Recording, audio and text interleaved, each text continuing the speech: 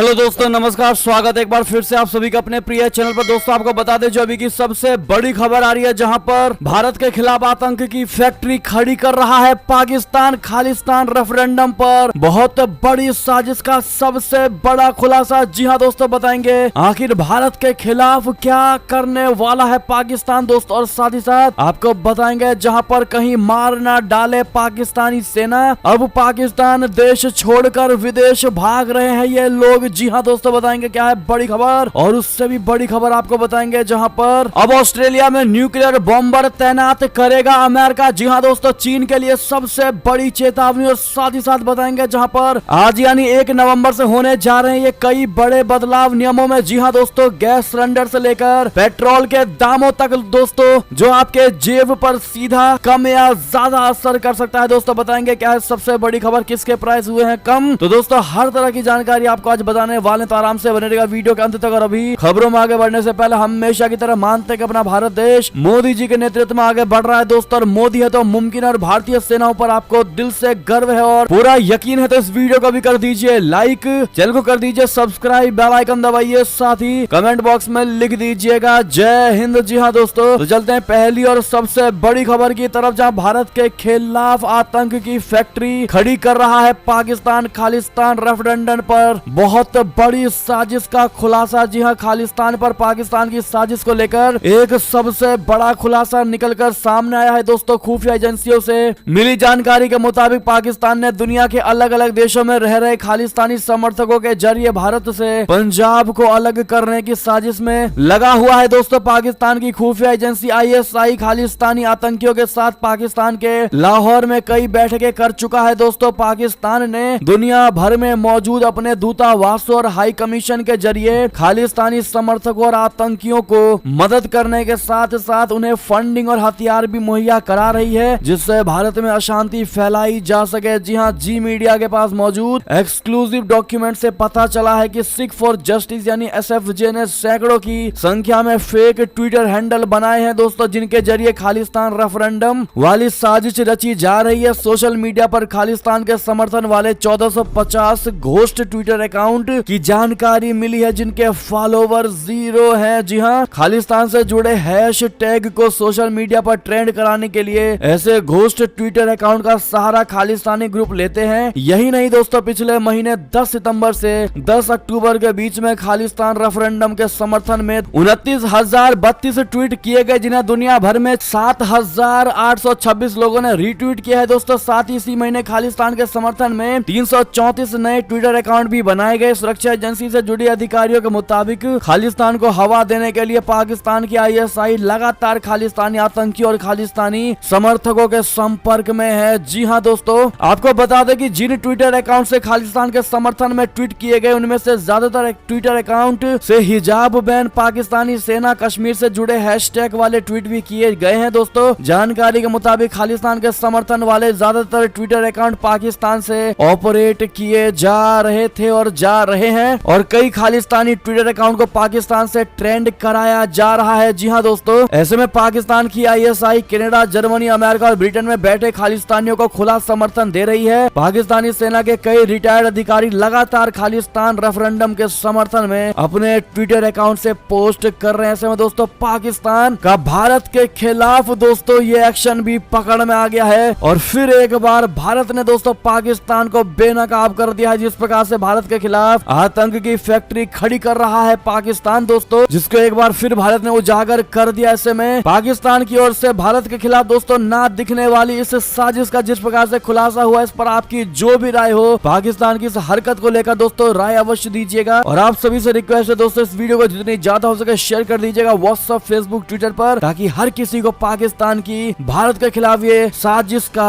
पता चल सके। जी हाँ दोस्तों, और आपकी राय तो इस पर बनती है, देखते हैं क्या कहती है भारत की हमारी जनता। एक और बड़ी खबर की बात करें दोस्तों, जहां पर कहीं मार ना डाले पाकिस्तानी सेना, देश छोड़कर विदेश भाग रहे हैं पाकिस्तानी पत्रकार। जी हां दोस्तों, केन्या में एक फेमस पाकिस्तानी पत्रकार की रहस्यमयी मौत के बाद एक और पत्रकार ने देश छोड़ दिया है। पाकिस्तान के वरिष्ठ पत्रकार मोईद पीरजादा रविवार को देश छोड़कर यूनाइटेड किंगडम यानी UK पहुंच गए हैं दोस्तों। सोमवार को मीडिया रिपोर्ट्स में यह दावा किया गया है, अप्रैल के अंत में जब से शहबाज शरीफ ने प्रधानमंत्री का पद संभाला है, तब से कई पाकिस्तानी पत्रकारों ने सेना से जुड़ी एजेंसियों द्वारा डराने धमकाने की बात कही है। जी हाँ दोस्तों, पेरिस स्थित मीडिया वॉच डॉग के अनुसार पाकिस्तान पत्रकारों के लिए दुनिया के सबसे घातक देशों में से एक है, जहां हर साल 3 से 4 पत्रकारों की हत्याएं होती हैं दोस्तों। और ये हत्याएं अक्सर भ्रष्टाचार या अवैध तस्करी से जुड़ी होती हैं और इनमें अपराधी को पूरी तरह से दंडित नहीं किया जाता है दोस्तों। रिपोर्ट्स विदाउट बॉर्डर्स यानी RSF ने मीडिया के उत्पीड़न के खिलाफ पाकिस्तानी सेना के आला कमान को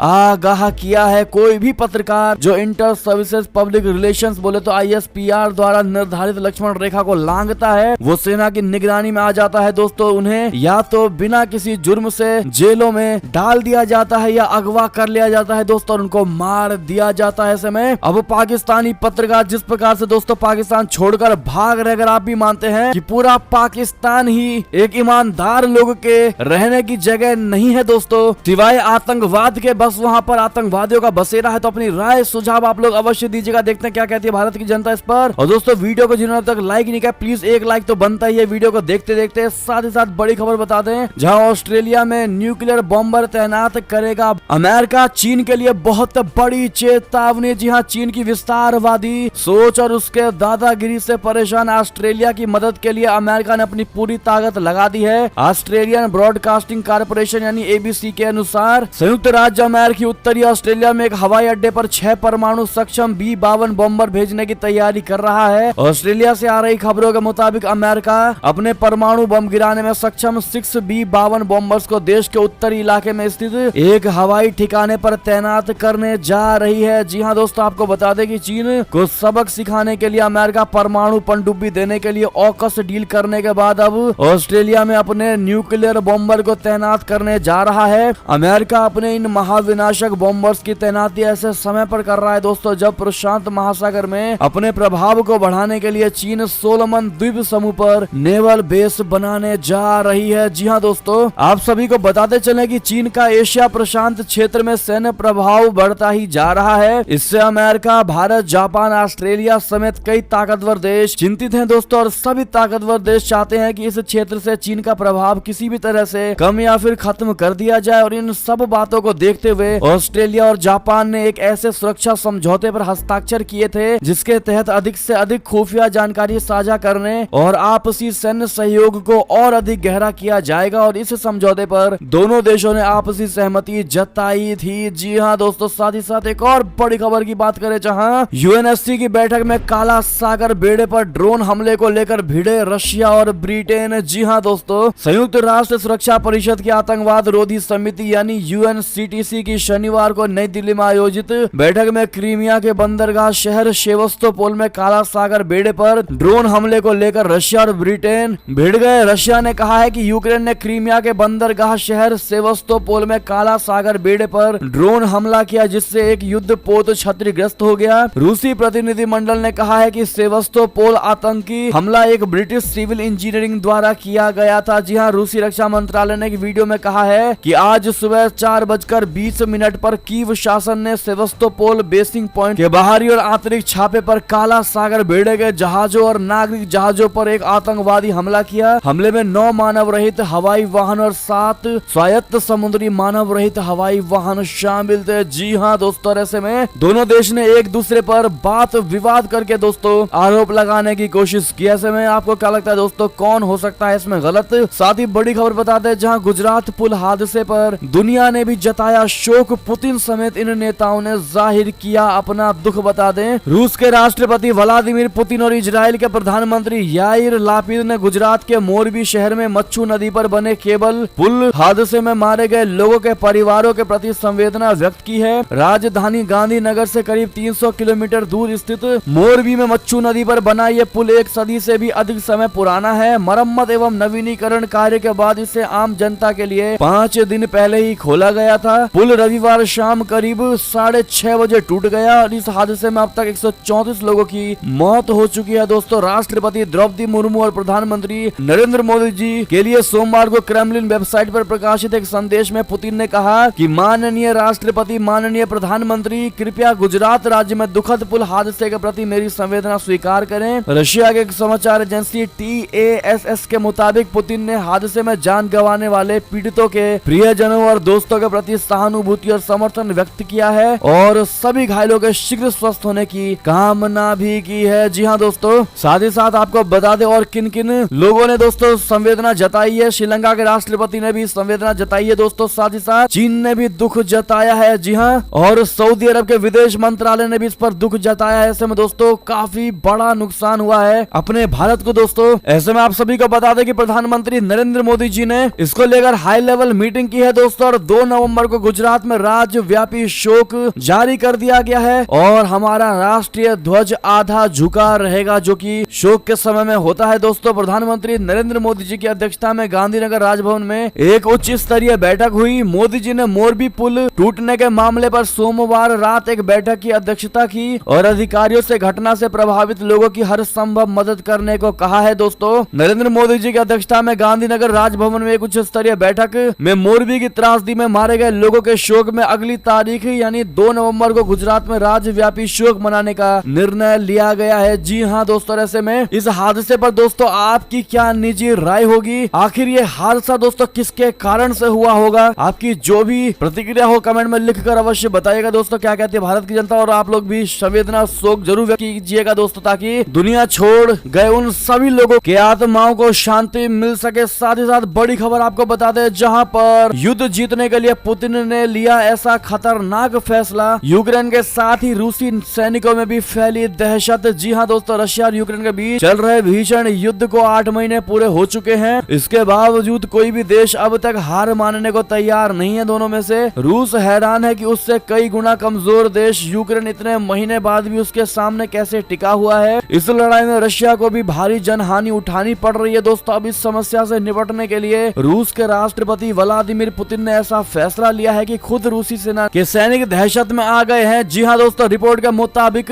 यूक्रेन के साथ युद्ध में रशिया ने सैनिकों की कमी होते देख राष्ट्रपति व्लादिमीर पुतिन ने अपने देश में संचालित होने वाली प्राइवेट आर्मी यानी वैगनर ग्रुप की मदद पहले ही ले रखी थी, और ये प्राइवेट आर्मी पैसे लेकर किसी के लिए भी लड़ने पहुंच जाती है। इस प्राइवेट आर्मी में विभिन्न देशों में ट्रेंड सोल्जर के रूप में काम कर चुके कई पूर्व सैनिक शामिल होते हैं, जिन्हें हर तरह के हथियार चलाने का प्रशिक्षण मिला होता है। जी हाँ दोस्तों, ब्रिटिश डिफेंस मिनिस्ट्री के मुताबिक इस प्राइवेट आर्मी में भर्ती के मानक पहले काफी ऊंचे थे और उन्हें कड़े प्रशिक्षण से गुजरने के बाद इसमें शामिल होने का मौका मिलता था। चयनित होने वाले लड़ाकों को मोटी सैलरी और दूसरी सुविधाएं दी जाती हैं, लेकिन अब कहा यह जा रहा है कि ये प्राइवेट आर्मी HIV और हेपेटाइटिस C से पीड़ित मरीजों की भर्ती कर रही है। जी हाँ दोस्तों, बढ़ते अगली बड़ी खबर की तरफ, जहां पर क्या फिर होगी इमरान खान की सत्ता में वापसी। सेना प्रमुख के दर पर पहुंचे पूर्व PM नियाजी। जी हाँ, पाकिस्तान के पूर्व प्रधानमंत्री इमरान खान का हकीकी आजादी मार्च जारी है और आज इस मार्च का 5वां दिन है दोस्तों। खान ने अपने कल के मार्च के दौरान रविवार को पाकिस्तानी सेना के साथ राजनीतिक संकट के समाधान को लेकर चल रही बातचीत का खुलासा किया है। डॉन की रिपोर्ट के मुताबिक उन्होंने कहा है कि अप्रैल में विश्वास मत के जरिए PTI सरकार को हटाने के बाद देश में उपजे राजनीतिक संकट के समाधान को लेकर सेना से बातचीत चल रही है। इमरान खान की यह टिप्पणी प्रधानमंत्री शहबाज शरीफ के उस बयान के जवाब में आई है दोस्तों, जिसमें उन्होंने दावा किया है कि मौजूदा सरकार ने सेना प्रमुख जनरल कमर जावेद बाजवा के उत्तराधिकारी की नियुक्ति वाले इमरान खान के प्रस्ताव को सिरे से खारिज कर दिया है। जी हाँ, प्रधानमंत्री ने शनिवार को कहा था कि खान ने 2 मुद्दों को हल करने के लिए करीब महीने भर पहले एक पारस्परिक कारोबारी मित्र के जरिए सरकार से बातचीत की पेशकश की थी, जिनमें से एक सेना प्रमुख की नियुक्ति और दूसरा समय से पहले चुनाव कराने से संबंधित था। 3 साल का कार्यकाल विस्तार पाए 61 साल के बाजवा 69 नवंबर को सेवानिवृत्त होने वाले हैं। बाजवा को 2016 में नियुक्त किया गया था दोस्तों, लेकिन 3 साल के कार्यकाल के बाद 2019 में इमरान खान के नेतृत्व वाली तत्कालीन सरकार ने उनकी सेवा को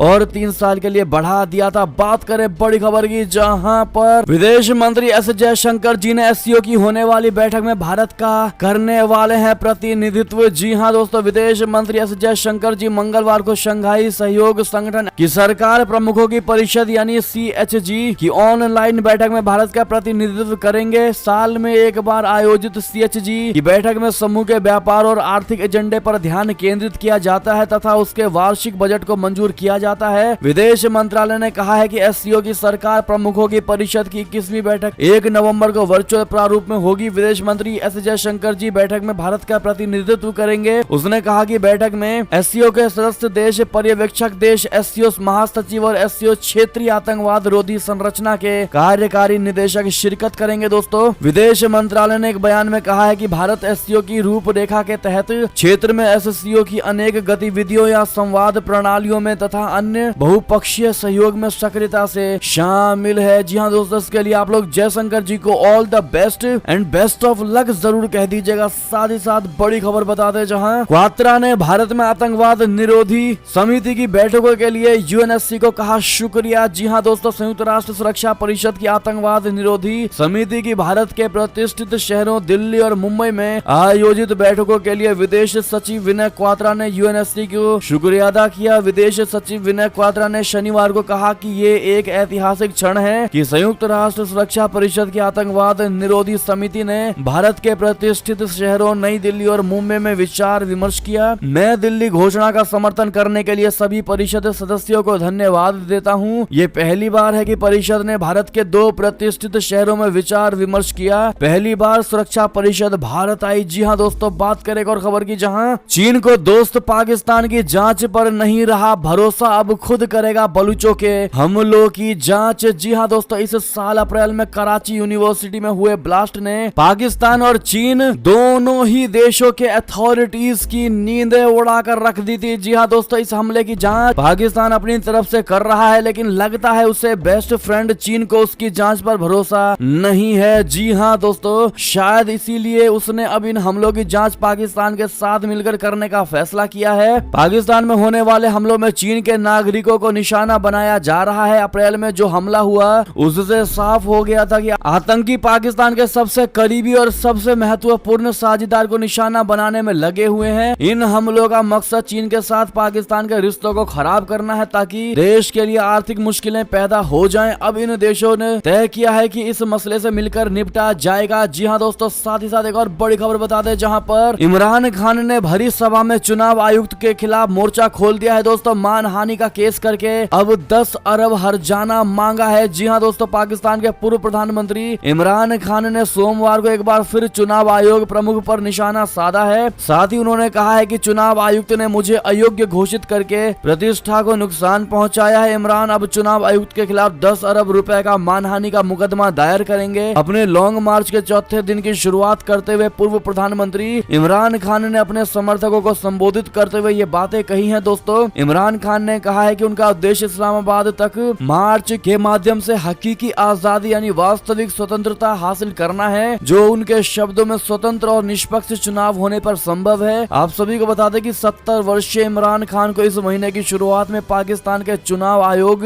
यानी इलेक्शन कमीशन ऑफ पाकिस्तान के 5 सदस्यीय पैनल द्वारा वर्तमान नेशनल असेंबली की सदस्यता से अयोग्य घोषित कर दिया गया था। आयोग के पैनल प्रमुख सिकंदर सुल्तान राजा थे। जी हाँ दोस्तों, बता दें बड़ी खबर एक और, जहां पर जूता चमकाने वाला बना ब्राजील का राष्ट्रपति फिदेल कास्त्रो की एक फटकार ने बदल दी जिंदगी। बताते ब्राजील में रविवार को लुइज इनासियो लुला डी सिल्वा ने राष्ट्रपति पद के लिए एक बेहद करीबी मुकाबले में अपने विरोधी जेयर बोल्सोनारो को हरा दिया है। दोस्तों, ये ब्राजील में पिछले 3 दशक में हुआ सबसे करीबी चुनाव था, जिसमें लुला डी सिल्वा ने 1% वोट से जीत हासिल की है। दोस्तों, इस चुनाव में जायरे बोल्सोनारो को 49.1% वोट मिले, तो वहीं लुला डी सिल्वा ने 50.9% वोट हासिल किया। लुला डी सिल्वा 1 जनवरी 2023 को राष्ट्रपति पद की शपथ लेंगे। इसके साथ ही वे देश के 39वें राष्ट्रपति बन जाएंगे। जी हाँ दोस्तों, ब्राजील के वामपंथी नेता लुला डी सिल्वा ने तीसरी बार राष्ट्रपति चुनाव में जीत हासिल की है। इससे पहले वे 2003 से 2010 तक देश के राष्ट्रपति रह चुके हैं। 77 वर्षीय लुला डी सिल्वा को 2018 में भ्रष्टाचार के मामले के आरोपों के चलते जेल भेज दिया गया था, जिसकी वजह से वो चुनाव नहीं लड़ पाए थे। दोस्तों, सुप्रीम कोर्ट के आदेश पर उन्हें 2019 में रिहा कर दिया गया। जी हाँ दोस्तों, ऐसे में आप लोग भी लुला डी सिल्वा जी को कांग्रेचुलेट अवश्य कर दीजिएगा राष्ट्रपति बनने पर। साथ ही साथ बड़ी खबर बता दें, जहां हिंद प्रशांत में भारत की भूमिका बढ़ाने में सहयोग करेगा। अमेरिका सेना के साथ काम करने पर भी दिया जोर। बता दें, रणनीतिक महत्व रखने वाले हिंद प्रशांत क्षेत्र की स्थिरता में भारत की भूमिका बढ़ाने के लिए अमेरिका साझेदारी करेगा। दोस्तों, अमेरिकी रक्षा विभाग पेंटागन के अनुसार भारत हिंद महासागर में पहले ही सुरक्षा मुहैया करवा रहा प्रमुख देश है। हिंद प्रशांत क्षेत्र में अपनी भूमिका बढ़ाने के लिए भारत भी रक्षा आधुनिकीकरण पर जोर दे रहा है। पेंटागन के एक वरिष्ठ रक्षा अधिकारी ने कहा है कि जनवरी 2021 में सत्ता में आने के बाद से ही राष्ट्रपति जो बाइडेन के प्रशासन ने भारत अमेरिकी रक्षा संबंधों को मजबूत करने के लिए कई कदम उठाए हैं। भारत व अमेरिकी सेना के साथ काम करने पर भी जोर दिया जा रहा है। अपनी सेनाओं के तीनों अंगों का साझा सैन्य अभ्यास इस दिशा में महत्वपूर्ण पहल थी और भविष्य की चुनौतियों की तैयारी करने में मदद मिली। पेंटागन के अनुसार भावी चुनौतियों के लिए दोनों को संयुक्त कदम उठाने होंगे और ये कदम क्या होंगे इस बारे में डिटेल में जवाब नहीं दिया गया है। जी हाँ दोस्तों, ऐसे में क्या लगता है दोस्तों आपको, क्या अमेरिका वाकई में भारत के साथ दोस्तों ये अहम कदम उठाने वाला है या फिर इसके पीछे भी कोई बड़ी चाल हो सकती है? आपको जो लगता हो अपनी राय अवश्य दीजिएगा। एक और बड़ी खबर की बात करें जहां पर यूपी के सभी पुलों की होगी जांच। मोरबी में हुए हादसे के बाद एक्शन में आई योगी सरकार। जी हां, गुजरात के मोरबी में माछू नदी पुल पर बने हैंगिंग ब्रिज हादसे में अब तक 141 लोगों की मृत्यु हो चुकी है। लेकिन दोस्तों इसी बीच जो सबसे बड़ी खबर उत्तर प्रदेश के सीएम योगी आदित्यनाथ इस घटना के बाद दोस्तों अलर्ट होते नजर आ रहे हैं और घटना से सबक लेते हुए उत्तर प्रदेश की योगी सरकार ने राज्य के सभी पुलों के निरीक्षण के आदेश दे दिए हैं। दोस्तों उत्तर प्रदेश लोक निर्माण विभाग यानी PWD ने एक चिट्ठी जारी करके राज्य के सभी पुलों की तत्काल निरीक्षण करके इसकी सूचना विभाग को उपलब्ध कराने के निर्देश जारी कर दिए हैं। जी हां दोस्तों, एक और बड़ी खबर की बात करें जहां पर हिमाचल में बागियों के खिलाफ बीजेपी का सबसे बड़ा और कड़ा एक्शन। 5 नेताओं को पार्टी से किया बाहर। जी हां, हिमाचल में बागियों के खिलाफ बीजेपी का कड़ा फैसला है। दोस्तों बीजेपी ने 5 बागियों को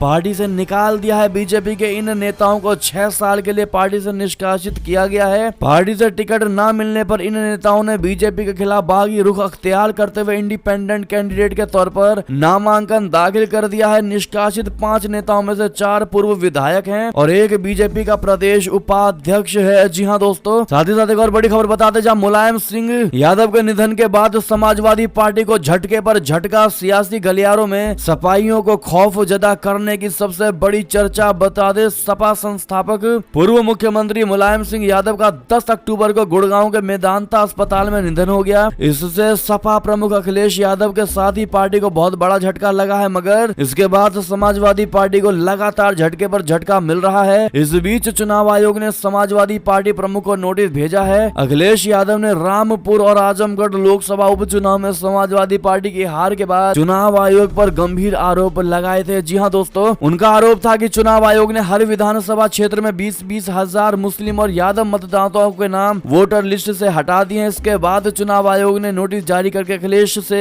10 नवंबर तक सबूत मांगे हैं। हालांकि सपा प्रमुख ने 3 दिन पहले एक कार्यक्रम में चुनाव आयोग के नोटिस के जवाब में निष्पक्ष चुनाव पर सवाल उठाते हुए कहा है कि निर्वाचन आयोग ने यदि स्वयं विधानसभा चुनाव 2022 में मतदाता सूची संबंधी नियमों का पालन किया होता तो हजारों मतदाता मतदान से वंचित नहीं रह जाते। ऐसे में दोस्तों अखिलेश यादव के इन बौखलाहट से आप साफ समझ पा रहे होंगे दोस्तों कि अखिलेश यादव अब सत्ता में वापसी नहीं कर पा रहे दोस्तों, जिसको लेकर इनके अंदर काफी ज्यादा बौखलाहट भरती नजर आ रही है। साथ ही साथ एक और बड़ी खबर आपको बता दें जहां पर किसानों के लिए बहुत बड़ी खुशखबरी की खबर है। इस दिन मिलेगी 13वीं किस्त का पैसा। पीएम मोदी ने ट्वीट करके कह दी बड़ी बात। जी हाँ, अगर आप भी प्रधानमंत्री किसान योजना के लाभार्थी हैं तो ये खबर दोस्तों आपके बड़े काम की है। प्रधानमंत्री मोदी जी ने हाल ही में पीएम किसान योजना की 12वीं किस्त जारी कर दी और इसके साथ ही किसानों के खाते में 12वीं किस्त के 2000 रुपए आने लगे हैं। इसके बाद अब प्रधानमंत्री मोदी जी किसान योजना की 13वीं किस्त जारी करने वाले हैं। बता दें कि प्रधानमंत्री किसान की अगली किस्त जल्द ही आने वाली है। दरअसल इस योजना के तहत किसानों को साल की पहली किस्त 1 अप्रैल से 31 जुलाई के बीच में दी जाती है, जबकि दूसरी किस्त 1 अगस्त से 30 नवंबर के बीच में दी जाती है। तो वहीं तीसरी किस्त का पैसा 1 दिसंबर से 31 मार्च के बीच में ट्रांसफर किया जाता है। इस हिसाब से दिसंबर में किसानों के खाते में प्रधानमंत्री किसान की 13वीं किस्त का पैसा आ सकता है। जी हाँ दोस्तों, और कैसे आप अपना आवेदन अपडेट कर सकते हैं ये सारी जानकारी स्क्रीन पर हमने दे दी है। स्टेटस कैसे चेक कर सकते हैं ये सब कुछ हमने स्क्रीन पर दे दिया है दोस्तों, आप देख पा रहे होंगे। अगर कोई भी आपको डाउट हो तो कमेंट में अवश्य पूछ सकते हैं दोस्तों, आपको वहीं के वहीं जवाब दे दिया जाएगा। और इसी बीच ये जब तक सारी बड़ी खबरें दोस्तों आपको हमारी खबर कैसी लगी, आशा करता हूँ बहुत अच्छी लगी होगी। अगर थोड़ी भी अच्छी लगी तो इस वीडियो का भी अपने भाई बंधुओं में व्हाट्सएप, फेसबुक, ट्विटर के जरिए पूरे भारत में शेयर करना बिल्कुल मत भूलिएगा दोस्तों। और अभी कर दीजिए इस वीडियो को लाइक, चैनल को कर दीजिए सब्सक्राइब, बेल आइकन दबाइए, साथ ही कमेंट बॉक्स में लिख दीजिएगा जय हिंद जय भारत।